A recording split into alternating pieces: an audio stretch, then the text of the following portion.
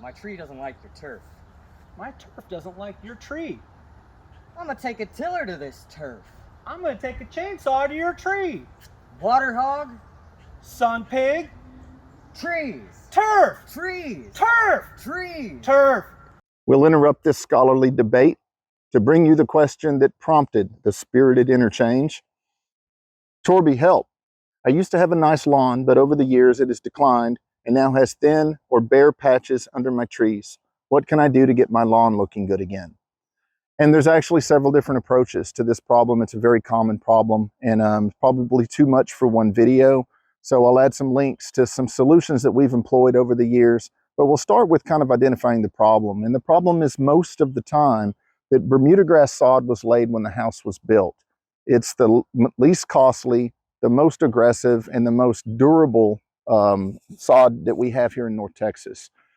When they do that, the trees are often only 4 or 5 inch caliper trees, and the sod does fine. It's getting plenty of light. But over the years, the trees get bigger, the canopy gets wider, and the shade will cause Bermuda grass to decline. It normally needs about 8 to 10 hours of direct sunlight a day to stay healthy, to produce enough energy to stay healthy. And when it doesn't get that, you'll start to see it thin out and eventually decline and or completely disappear. It's usually not a problem that's solved on the level of soil fertility. Adding more fertilizer won't necessarily correct the problem because it's a problem of energy production, photosynthesis. So we'll take you through a couple of different solutions that we've employed in the past and look forward to helping everybody understand this very common problem. The one thing that our FERT manager and our tree care manager will agree on is that if you walk out through the native woods in North Texas, you will almost never see a thick, dense stand of Bermuda grass, St. Augustine, or zoysia growing naturally underneath a tree canopy. The two don't necessarily live in the same space. The tree care manager would prefer that everything under that drip line of the tree, from one end of the canopy to the other, simulate the forest floor or just be mulch. The turf grass manager would say that if we just got direct sunlight, then the turf problems are largely solved. One major aspect of turf grass health is taken care of. Most HOAs aren't going to let you just mulch your front yard, and it's never or rarely ever a desirable solution. So one of the things that we're looking at when we come out to look at this problem is, first, which direction does the house face? If the tree is on the it's close to the house and the house faces south or west, we're in better shape, because very often as that tree matures, we can continue to raise the canopy and get a decent amount of light, 4 to 5 to 6 hours. And then often we'll use a conversion of the type of turf grass to a more shade tolerant type of turf. And this can often facilitate having a lawn and a tree at the same time. When the house faces north, and in some cases when it faces east, this can be a problem. Secondarily, the last thing that we would want to do as tree care managers is to start cutting all the limbs up unnecessarily or too soon. A lot of these lowest limbs on a tree are considered temporary branches, meaning that they will eventually be limbed up. But when a tree is young, cutting them too early can dramatically change the way that the trunk tapers and proper trunk development.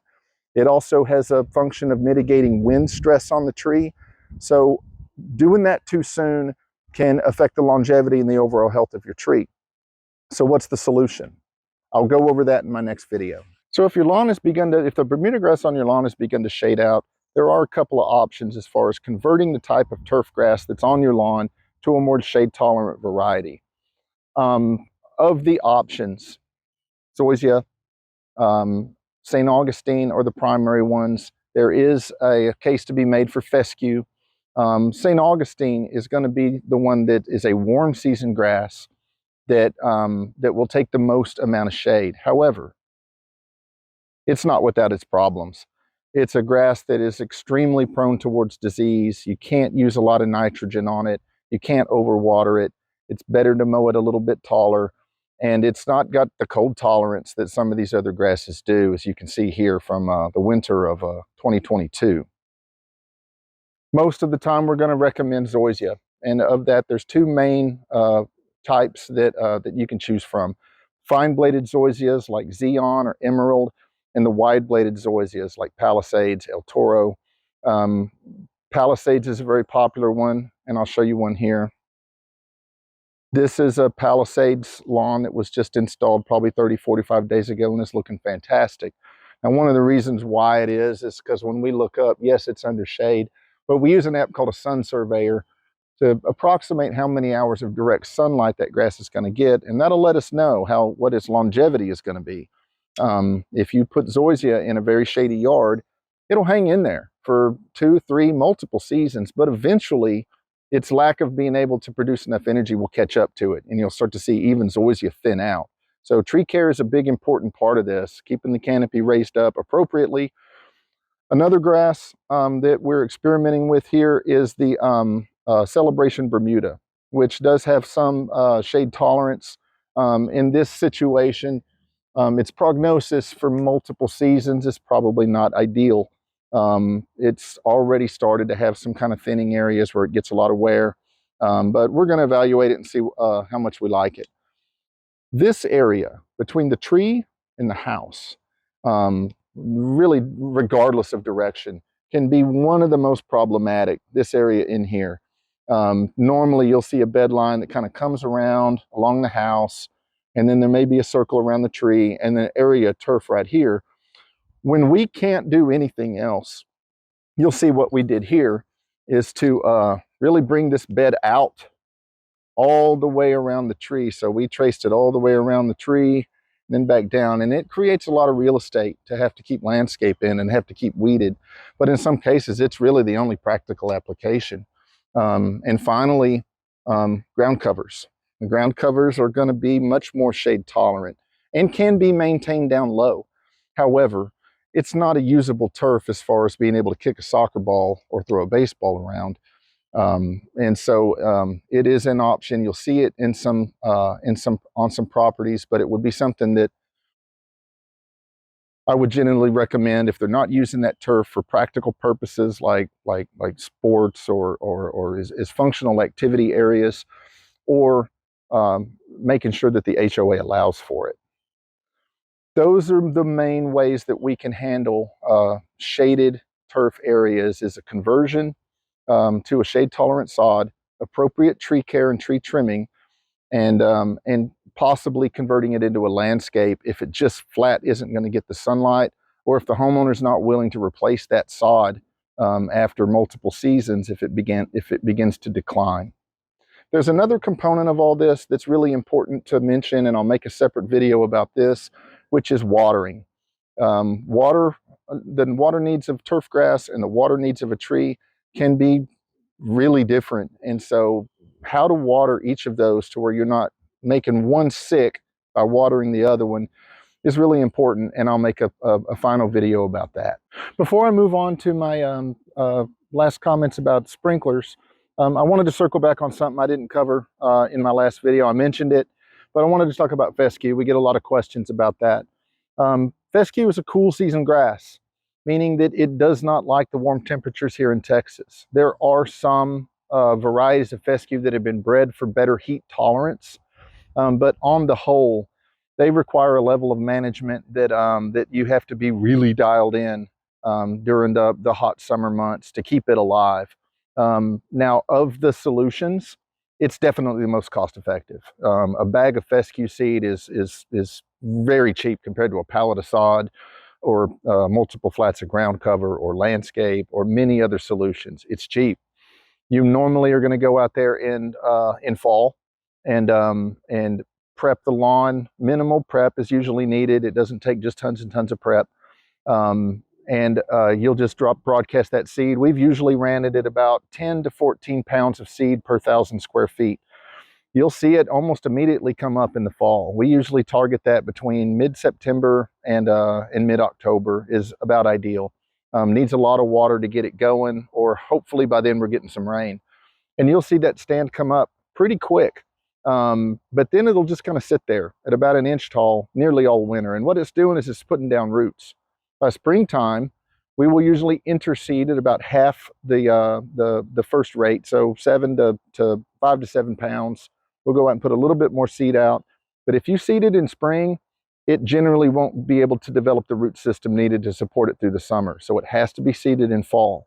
And even then, come late May, early June, it begins to get stressed. We normally advise at that point to raise the mowing height as tall as you can absolutely possibly pull off. I mean, really the highest setting on the mower. We would like to tell you 4 to 6 inches. Add additional potassium. Pound it with water when it needs it. And even then, it's dicey. Now, I've argued for years and did this on my own home lawn that I would seed the fescue in the fall. It would generally begin to decline in June, July. Usually by July, it was really starting to cook. And then I would just let it sit until September. I had 10 months of really nice grass and 2 months of a dead lawn. And not living in an HOA at the time, it was of no concern to me. I lived out in the country, but it's a good solution. We use it on the golf courses in the rough areas that just didn't get any sunlight.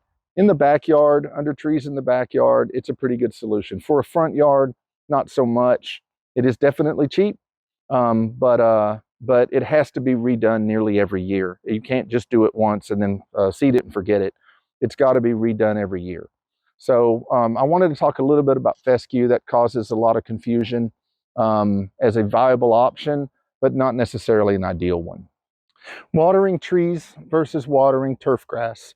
One of the most important things to remember when it comes to this is that the spray heads or the rotor heads that usually water your turf grass are largely considered less ideal for watering the tree. The tree is going to need a lot deeper percolation of the water. So when you're watering your turf grass, you're not always necessarily watering your tree appropriately. If you overwater your turf grass, you can often encourage root rots and other really nasty things that can affect a tree and shave decades off its life if it survives. So one of the most important things that we coach is what's called hydrozoning. Hydrozoning is where we make sure that there is a zone that is isolated to only tree watering versus a zone that waters the turf grass. If they're both watering together, it's a less than ideal situation. And it's usually easy to come back in and add a valve and add some bubblers or some drip to the tree and really isolate those trees so that, A, if we get into watering restrictions, that the trees can generally be maintained. Of the two, the trees are the longest economic and time investment that we can make in our landscape. They add the most value to the property. Sod is relatively inexpensive to replace compared to a tree. So if we get to where we can only water a certain amount of time, we'll usually prioritize that with trees, landscape, then sod and turf grass, which can often go dormant and still recover from rhizomes and other mechanisms.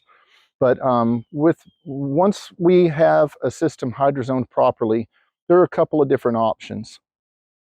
The one we like the most is to do drip tubing. For one, it can be expanded as the tree gets larger. You could continue to coil it around. The second one is going to be using a bubbler, which I don't have an example of that on this landscape, but it's usually you'll see a piece of black funny pipe coming out of the ground with a little head on it that can be adjusted to just flood water right over that tree root. Once a tree becomes fully mature, the ISA will teach us that it doesn't necessarily need supplemental water. By that time, it's fairly well calibrated to take care of its own water needs. But up until the time it's mature, it's going to need supplemental water.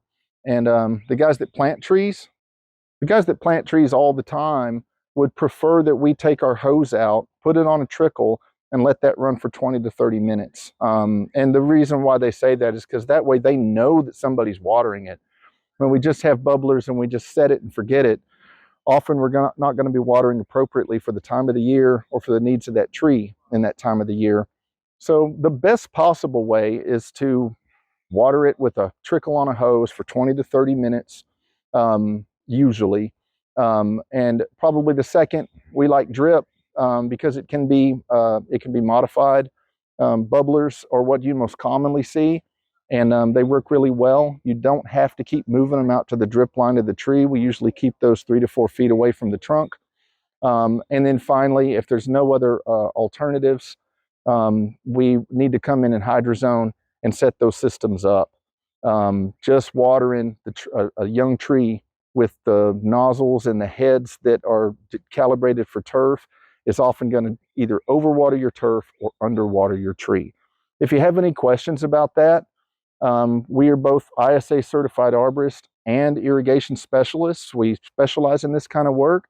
Got a couple of fantastic techs that have been trained in both of these things. So we're happy to come out and consult about that and provide some solutions for the long-term health of both your trees and your turf.